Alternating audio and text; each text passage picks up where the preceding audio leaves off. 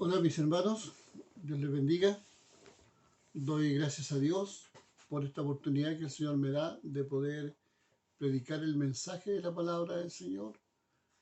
Eh, es siempre alentador saber que Dios nos alimenta con su palabra, que Él está en nosotros trabajando, siempre instándonos, ayudándonos, recordándonos, motivándonos para poder servirle, para poder estar cada día más comprometidos y más compenetrados con lo que es su obra, con lo que es los caminos que el Señor nos ha mostrado, el Evangelio de Jesucristo.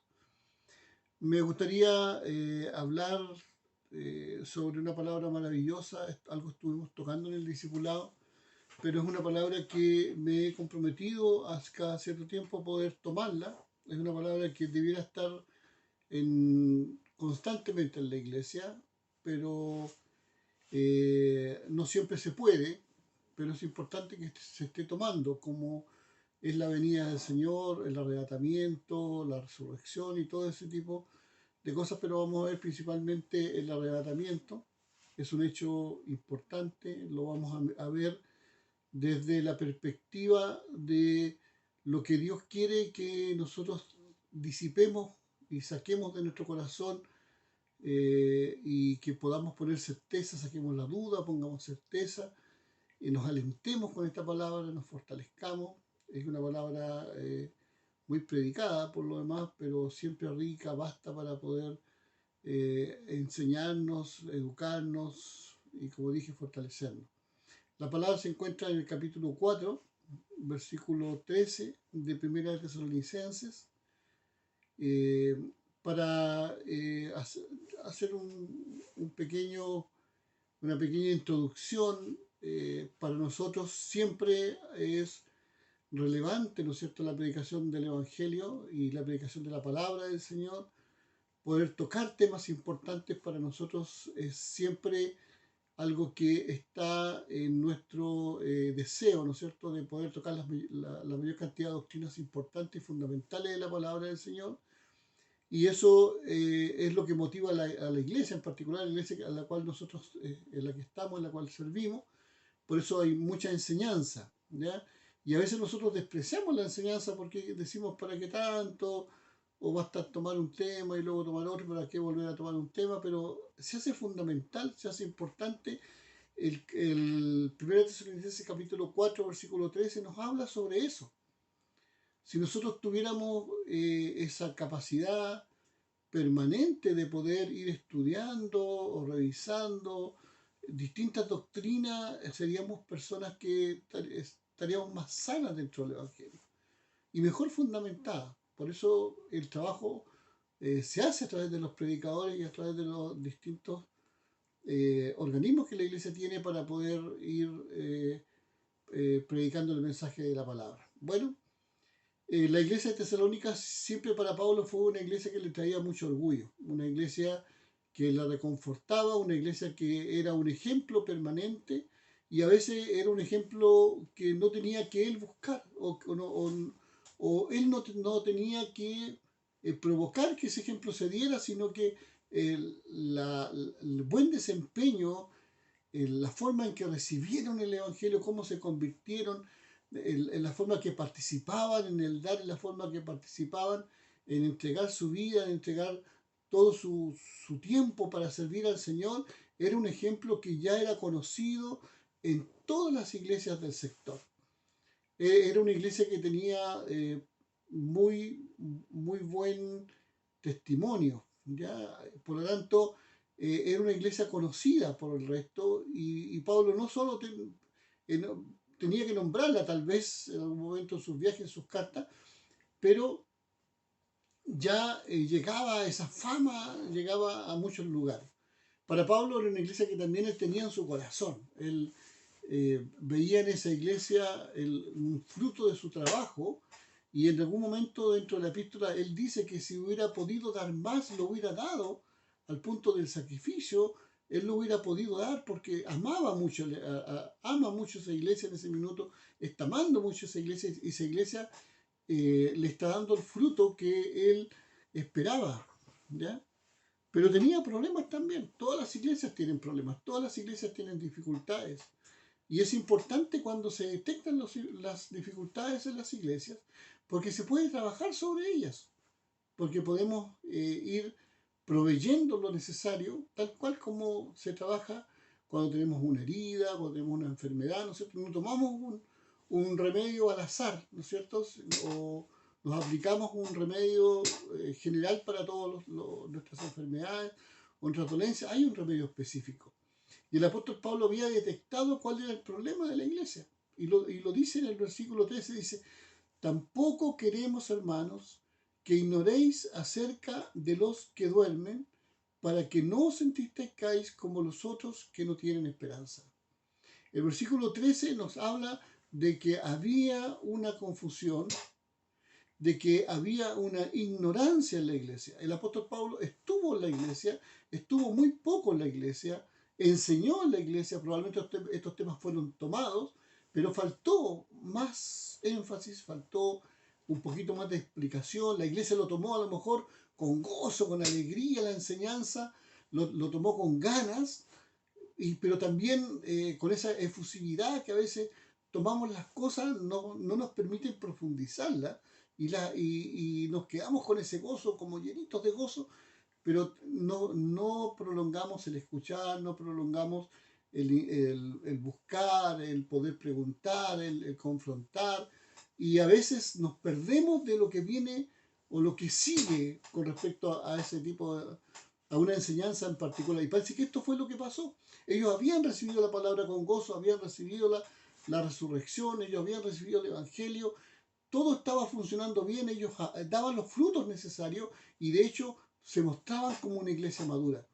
Pero había una falta, había una ignorancia, había algo que no habían profundizado, pero que la realidad, el día a día, la rutina, lo que estaba pasando con la iglesia, les estaba confrontando ahora. Ellos esperaban la venida del Señor, pero ellos habían asumido que la venida del Señor era en vida, que no iban a morir, sino que en vida el Señor iba a venir y se los iba a llevar. Estaban contentos, estaban felices. Esto había traído problemas colaterales entre ellos. Algunos habían dejado de trabajar y qué sé yo, pero lo importante aquí en el contexto de la palabra es que estaban confundidos, había una ignorancia. Esta ignorancia podía venir de enseñanzas previas, de influencia de algunas doctrinas propias, incluso de los judíos, entre ellos los saduceos que no creían en la resurrección.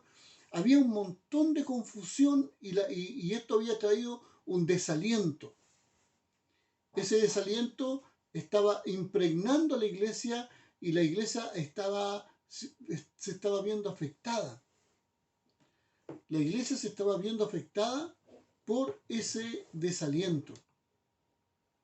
Entonces Pablo había recibido una carta de parte de los tesalonicenses y estaba respondiendo ante ese desaliento y les dice, tampoco queremos, hermanos, que ignoréis acerca de los que duermen. Y comienza con una palabra que nos dice en forma precisa cuál es la condición del cristiano cuando deja este mundo. El cristiano cuando deja este mundo duerme, no muere, duerme. Todos duermen, porque todos resucitaremos un día. Unos para salvación y vida eterna, y otros, ¿no es cierto?, en términos de cuerpo, porque la resurrección tiene que ver con el cuerpo. La resurrección es una palabra que habla del cuerpo, no habla del espíritu, habla del cuerpo. Una palabra que significa un alzamiento desde la tumba, alguien que renace, alguien que se yergue o se levanta, ¿no es cierto?, de la condición de la sepultura. Por lo tanto, en esa condición todos vamos a estar. Y les dice que no ignoren esta doctrina. Y le dice, y que no se entristezcan como nosotros que no tienen esperanza.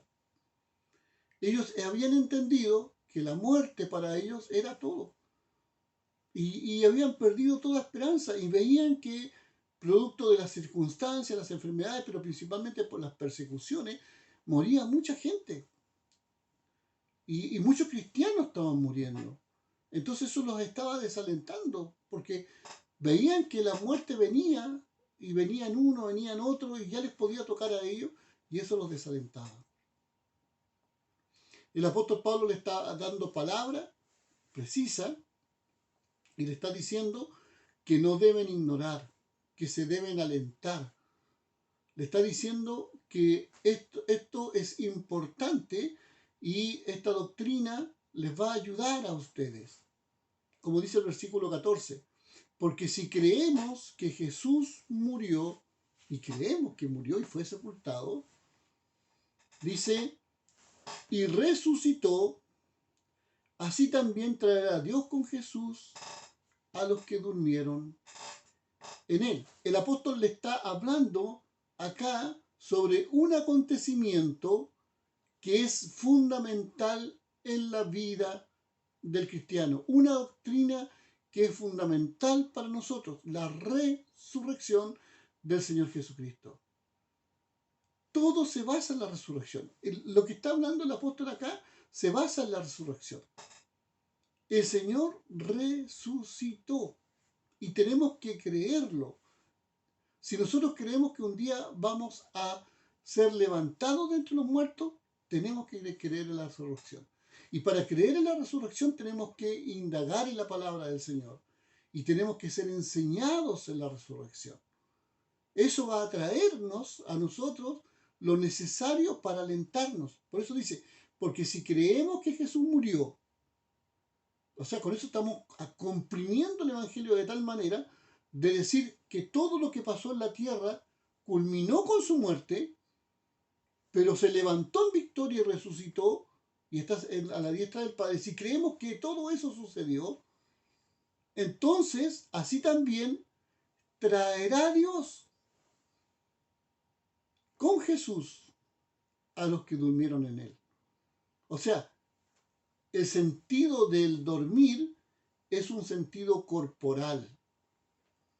El sentido del dormir no es un sentido general del ser humano, es un sentido corporal del ser humano. Todos los cuerpos duermen.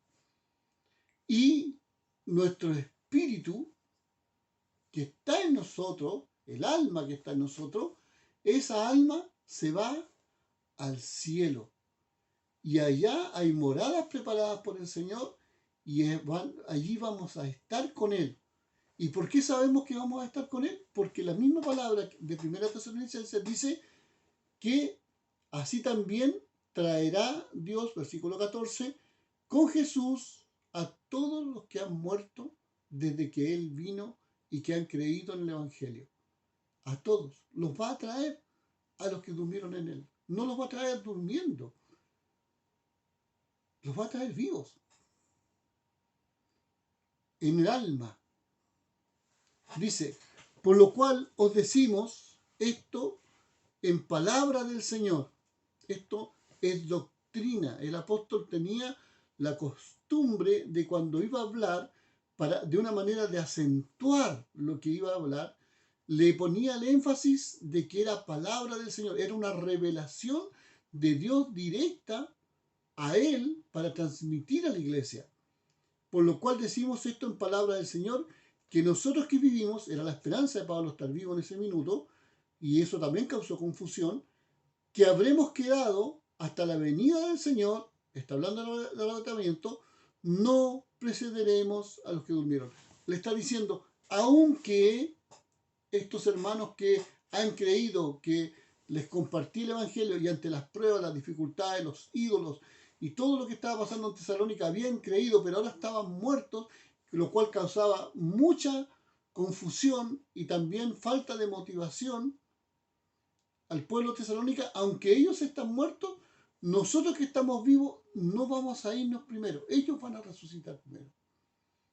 Y cuando hablamos de resucitar, sus cuerpos, y ahí está la palabra clave, sus cuerpos se van a erguir, van a salir de la tierra y se van a conectar nuevamente con su alma para ser transformados. Es un momento de transformación en un cuerpo incorruptible. Desde un cuerpo corruptible, la imagen del pueblo, del cuerpo corruptible, se eleva y se convierte en una unión perfecta en un cuerpo incorruptible en semejanza a Cristo. Bendito sea el Señor. Por lo cual dice esto en palabra del Señor, que nosotros que vivimos, que habremos quedado hasta la venida del Señor, no precederemos a los que durmieron. O sea, no vamos a ser antes que ellos. Ellos van a ser primero. Porque dice la palabra en el versículo 16, porque el Señor mismo, con voz de mando, con voz de arcángel y con trompeta de Dios, estos son énfasis a la autoridad de la palabra del Señor. Cuando nosotros hablamos de la autoridad de la palabra del Señor, se nos viene a la mente la Biblia, ¿no es cierto? Porque la Biblia es la palabra del Señor. Pero aquí hay una voz audible que está dando una orden, y esa orden la está transmitiendo el versículo 16. Dice, porque el Señor mismo, con voz de mando, con una voz con completa autoridad, con voz de arcángel, con una voz que tiene un rango superior, como una voz de rango, y con trompeta que además es tremendamente audible para las circunstancias en las que en ese minuto se están dando. O sea, es una voz que acentúa el hecho de que esa autoridad, ese mando y ese sonido es el adecuado para que los cuerpos que están en la tierra puedan ser resucitados. Es algo maravilloso, no es algo que nosotros podamos siquiera entender, siquiera comprender. Yo he visto, por ejemplo, personas que imitan ruidos, y no solo ruidos, sino que también algunos sonidos de algunos animales, y logran confundir a los animales. Uno no ve a los animales en la selva o en el cerro, qué sé yo, pero ellos imitan ciertos ruidos de pajaritos, puede ser, lo que vemos más, ¿no es cierto?, nosotros hoy día, y que los pajaritos les responden. ¿Por qué? Porque se confunden con el ruido. Ese ruido es un sonido, más que un ruido, es un sonido que hace eco y les hace sentido al animalito, y el animalito responde pensando que es otro semejante a él. No se escuchaba, no se sabía que estaba ahí, pero ante ese ruido, ante ese sonido, ante esa imitación, el pajarito delata que es un mensaje que él está recibiendo, y es un mensaje que él responde. De la misma manera, no necesariamente audible para toda la tierra, pero sí para los cuerpos en Cristo que están en la tierra, y que el Señor, con voz de mando, con voz de arcángel, con trompeta de Dios, habla. Esa voz, con esa autoridad, va a ser más que suficiente, hermanos, para que nuestros cuerpos salgan de las tumbas, hermanos, como una imagen, no cuerpos físicos, pero sí como una imagen de lo que éramos, ¿no es cierto? Y se encuentren con nuestras almas, y allí seamos transformados y revestidos de un cuerpo incorruptible.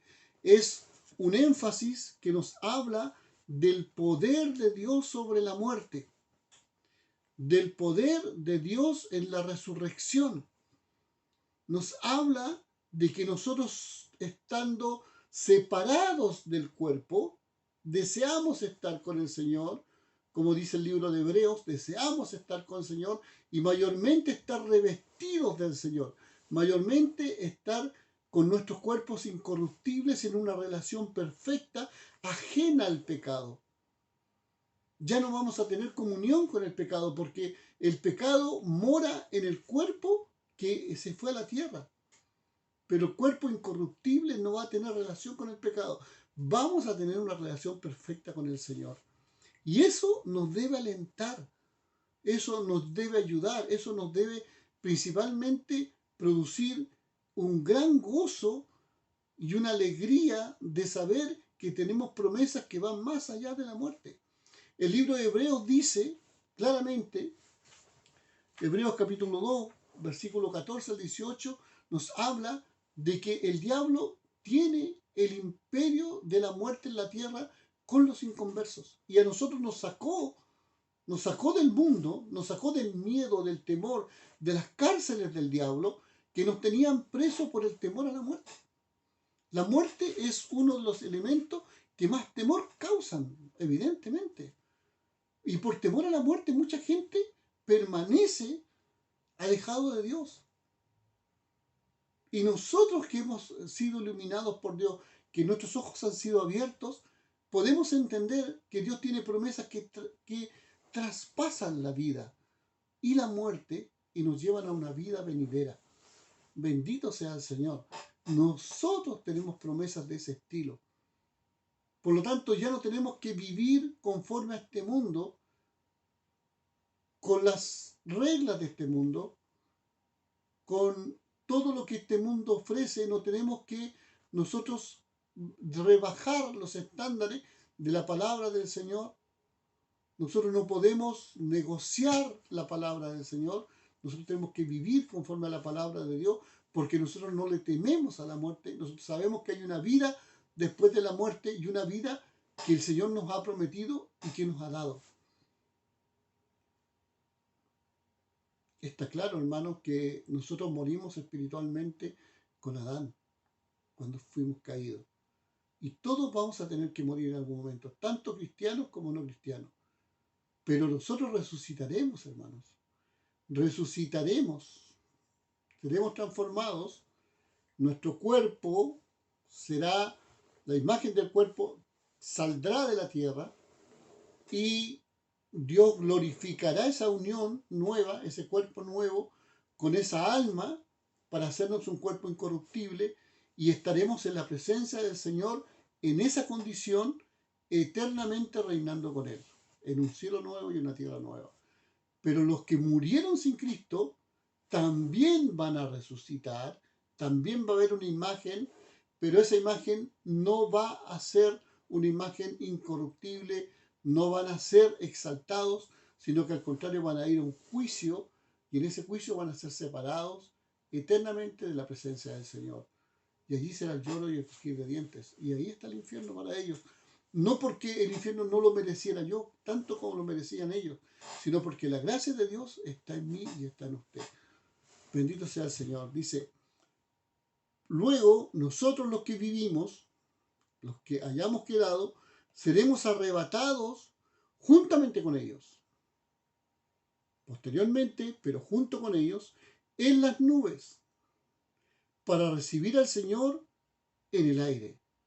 Nótese que en ningún momento dice que vienen ángeles o que hay un séquito o tal vez un ejército de ángeles. No, esto dice que simplemente el Señor nos viene a buscar. Es el Señor que nos viene a buscar para recibirnos Él en las nubes y estaremos siempre con el Señor.